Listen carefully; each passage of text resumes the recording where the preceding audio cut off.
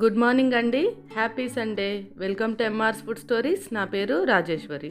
ఈరోజు మన ఎంఆర్స్లో చూస్తుంటే అర్థమవుతుంది కదా, మటన్ కర్రీ లివర్ ఫ్రై చేశాను. చాలా బాగుంది.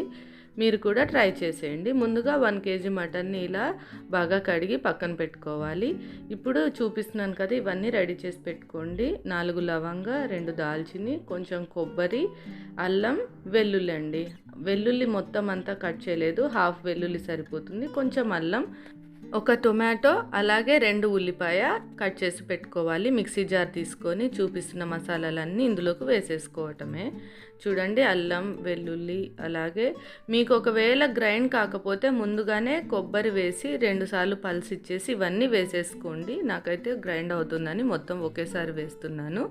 చూడండి, 1½ స్పూన్ ధనియా పొడి, అలాగే 1½ స్పూన్ కారం మీకు తగినట్టు వేసుకోండి. ఎక్కువ తినేలా ఉంటే ఎక్కువ వేసుకోండి, లేదంటే ఇదైతే సరిపోతుంది. పసుపు అండి, 1 టీ స్పూన్ వేస్తున్నాను పసుపు. ఇప్పుడు మిక్సీ పట్టుకోవాలి. వాటర్ అవసరం లేదు, ఒకవేళ కావాలంటే కొన్ని వేసుకొని ఇలా గ్రైండ్ చేసుకోండి. ఇప్పుడు మటన్ కుక్కర్లోకి వేసేసుకోవాలి. ఇప్పుడు గ్రైండ్ చేసుకున్న మసాలా అంతా ఇందులోకి వేసుకొని కొంచెం కరివేపాకు, కొత్తిమీర, ఉప్పు 1 స్పూన్ వేసానండి. మీ రుచికి సరిపడా వేసుకోండి. ఇప్పుడు ఇందులోకి ఆయిల్ కూడా వేసేసుకోవాలి. అంతేనండి, ఇంకా ఇందులో కొన్ని వాటర్ మిక్స్ చేసి కలిపేసుకుంటే సరిపోతుంది. టైం ఏం పెద్దగా పట్టదండి, చాలా ఫాస్ట్గా అయిపోతుంది. మసాలా కలిపి పెట్టేసి మనం స్టవ్ మీద పెట్టేసి వేరే వంట ఏదైనా చేసుకోవచ్చు. ఆయిల్ నేను 6 to 7 టేబుల్ ఆయిల్ అయితే వేసాను. మీకు కావాల్సినంత అయితే వేసుకోండి. ఎక్కువ తినేవాళ్ళు ఉంటారు, తక్కువ తినేవాళ్ళు ఉంటారు కదా, అలా ఇలా బాగా కలిపేసుకున్న తర్వాత కొన్ని వాటర్ వేసేస్తున్నాను. చూడండి, ఎక్కువ వాటర్ వేయకండి, ఎందుకంటే మటన్లో ఆల్రెడీ వాటర్ ఉంటుంది కాబట్టి. కొన్ని చూస్తున్నారుగా, ఇలా వాటర్ వేసేసుకొని 6 to 7 విజిల్స్ అయితే పెట్టేసుకోవాలి. మటన్ క్వాలిటీ బట్టి, అంటే ముదురు కానీ లేత కానీ దాన్ని బట్టి విజిల్స్ ఉంటాయి. Normally 6 to 7 whistles. చూసారా ఎంత బాగా మటన్ కర్రీ అనేది రెడీ అయిపోయింది. విజిల్ పోయాక తీసానండి. ఈ చారు మా బగారా రైస్లోకైనా, వడ కానీ, అలాగే గారెలు కానీ, పూరీలు కానీ చాలా బాగుంటుందండి. నెక్స్ట్ లివర్ ఫ్రైకి చూద్దాం. ముందుగా కడాయి పెట్టేసుకొని ఆయిల్ వేసుకోవాలి. 1/2 కిలో లివర్ తీసుకున్నాను నేను. 4 to 5 టేబుల్ స్పూన్ ఆయిల్ అయితే వేసాను, ఎందుకంటే లివర్ ఫ్రై కదా. 1 స్మాల్ ఆనియన్ కట్ చేశాను, 1/2 కిలోనే కాబట్టి.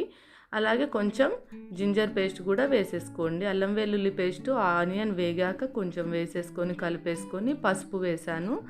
అలాగే కొంచెం ధనియా పొడి, కారం పొడి కూడా వేసేసుకోవాలి. స్టవ్ని లో ఫ్లేమ్లో పెట్టుకోండి, ఎందుకంటే హై ఫ్లేమ్ పెడితే ఇది పౌడర్స్ వేసాం కదా, మసాలా పౌడర్ కొంచెం మాడినట్టు స్మెల్ వస్తుంది కాబట్టి.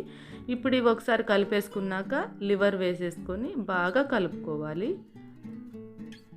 ఇప్పుడు కొన్ని వాటర్ వేసేసుకొని ఇంకొకసారి బాగా కలిపేసుకోవాలండి. స్టవ్ని ఇప్పుడు మనం మీడియం ఫ్లేమ్లో పెట్టేసుకోవాలి. కొంచెం రుచికి సరిపడా సాల్ట్ అయితే వేసాను, 1/2 స్పూన్ అంతా సాల్ట్ అయితే వేసేసుకొని ఇంకొకసారి బాగా కలిపేసుకొని మూత పెట్టేసుకోవాలి. ఒక 5 minutes అలా ఆగిన తర్వాత మళ్ళీ మూత తీసి చెక్ చేస్తే చూడండి, ఇలా బాయిల్ అయితే అయ్యి ఉంటుంది. ఒకేసారి మనం వాటర్ వేస్తే అంత టేస్టీగా ఉండదండి. ఇప్పుడు ఇలా దగ్గర పడ్డాక ఇప్పుడు ఇంకొన్ని వాటర్ యాడ్ చేసుకుందాము. ఎక్కువ అవసరం లేదు, చూస్తున్నారుగా, ఈ క్వాంటిటీలో వాటర్ వేసుకుంటే పర్ఫెక్ట్గా సరిపోతుందండి. ఇప్పుడు స్టవ్ని మీడియం ఫ్లేమ్లో పెట్టేసుకొని క్యాప్ క్లోజ్ చేసి ఇంకొక 5 minutes తర్వాత వాటర్ మొత్తం ఎగిరిపోయి, చూసారా, లివర్ ఫ్రై అయితే రెడీ అయిపోయింది. సింపుల్ ఇంగ్రీడియంట్స్ అండి, చాలా ఫాస్ట్గా అయిపోతుంది.